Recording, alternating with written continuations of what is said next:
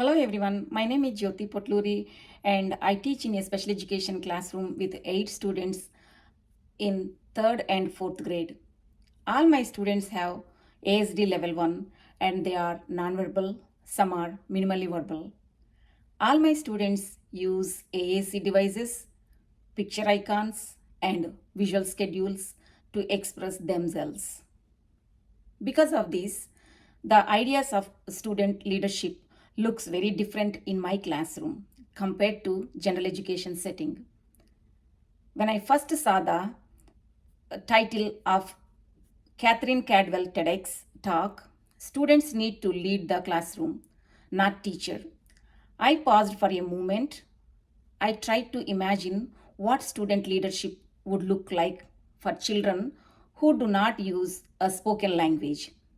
It is easy to picture high school students leading a discussion, but in my room, communication happens through buttons, symbols, gestures, and routines. Still, I wanted to understand how Cadwell's message could apply to my students and how I could connect her ideas to the strategies in our course text Owning It. Two questions from Cadwell's talk stood out to me immediately. The first quote is: students need to lead the classroom, not teachers. This quote challenged me because a special education classroom often become very adult directed. We focused on safety, structure, and predictable routines. And sometimes that means the teacher ends up controlling every moment of the day. When I heard this quote, I realized that even though I work hard to support independence, I still step in too quickly, I still guide too much. Cadwell reminded me that leadership does not have to be a big verbal performance. For my students, leadership can be something small but meaningful. It can be choosing the next activity, selecting the morning meeting icon, handing out material, or modeling routine for a classmate. The small actions are powerful because they give students ownership. They show students that their choices matter. This quote pushed me to rethink my role. Instead of being manager who direct everything, need to be the architect who designs opportunities for students to take the lead. The second quote that stood out to me is: the one doing the talking is the one doing the learning. At first, I wondered how this applied to my classroom because my students do not use a spoken language. I realized that talking does not have to mean a speaking with your mouth. For my students, talking happens when they press an AAC button, point to a picture, hand me a symbol, or use a gesture. These actions are their voices. When I talk too much, I take away their chance to communicate. I fill the silence instead of waiting for them to respond. The quote reminded me that I need to slow down, give more processing time, and let my students express themselves in their own way. Their communication may look different, but it is still real talking and it is still a real learning. These two quotes connect strongly to our course text, Owning It, by Alex Kajitani, Strategies for Creating an Environment of Achievement, in Part 1, Chapter 4. Please Stop Thinking. On pages 29 to 35, author explains that teachers often sabotage a learning by stepping in too quickly. The section titled "The One Doing the Talking is the One Doing the Learning" on page 31 matches Cadwell's message perfectly. The book reminds that students need to do mental work, not to teacher. In my classroom, This means I need to stop anticipating every need before the student has chance to communicate it. I need to wait longer even if the silence feels uncomfortable. I need to let students use their devices or visuals to share their ideas instead of jumping in with own words. Chapter 5 said to be quiet and start talking. On page 37 to 44 also connects directly Cadwell's message. This chapter encourages teachers to help students to learn out loud and reminds us that we should not fear student participation. In many classrooms, teachers want to be quiet because it feels controlled. But learning is not always quiet. In my classroom, learning sounds like AAC buttons clicking, picture cards moving, and students shifting icons on a schedule. These sounds are not distractions, they are sign of engagement. They show that the students are participating in a lesson. Cadwell's talk helped me see that I need to celebrate these sounds even more. These sounds are my students' version of talking out loud. Another chapter from part 1 that connects to my reflection is chapter 3, Visibility is Everything. On page 21 to 27, this chapter talks about increasing your classroom presence and being intentional about how students see you.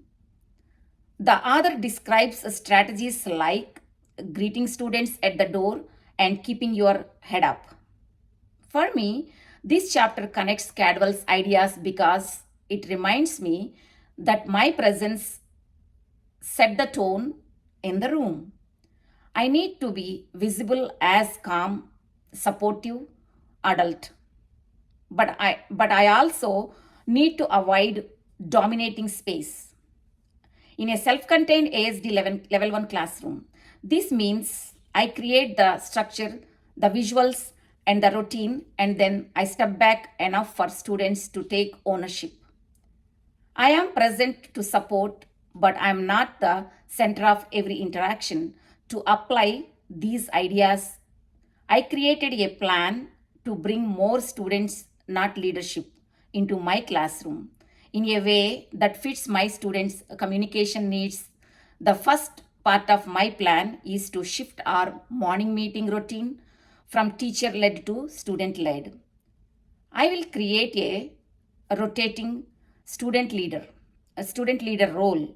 The student leader will use their AAC device or picture icon to run the schedule, choose the weather, and select the day of the week. I prepare a step by step visual guide so the student leader knows exactly what to do. This change will help students look to each other instead of always looking at me. The second part of my plan is to build more peer to peer communication during small group reading.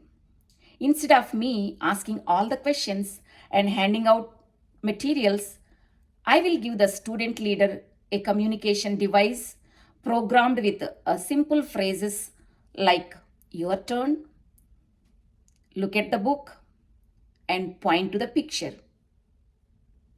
The student leaders will guide their classmates through the activity. This will help students practice social communication in a natural way and give them a chance to take responsibility for the group. The third part of my plan connects to chapter 6, Deal with Data, on pages 45 to 52.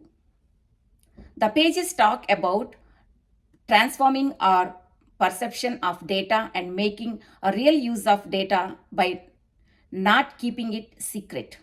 I will create a simple sticker chart that tracks how many times the student independently communicate during leadership task. Each time a student uses their device or icon to lead an activity, they can earn a sticker. At the end of the day, we will look at the chart together and celebrate their progress. This makes the data visible and meaningful and helps students to see their own growth as communicators and leaders. Overall, watching these TEDx talks and connecting it to chapter 3, 4, 5, and 6 of the book Owning It helped me rethink what leadership and communication look like in my classroom. It reminded me that my students have voice, even if those voices sound different. It encouraged me to create more opportunities for them to take charge, make choices, and guide their peer. By adopting Cadwell's ideas to fit the needs of my students can help them to build independence, confidence, and real communication skills. One part of Cadwell's message that I do not fully agreed with the idea that students will naturally take over leadership when the teacher steps back. If a self contained ASD classroom stepping back too far can create anxiety and confusion. My students need structure, visuals, and adult scaffolding to feel safe. So, while I support student owners, I believe teacher in special education must stay actively involved behind the scene to make leadership possible. Thank you so much for watching my videos, Dr. Crosby. I look forward to continue our work together this summer. Thank you.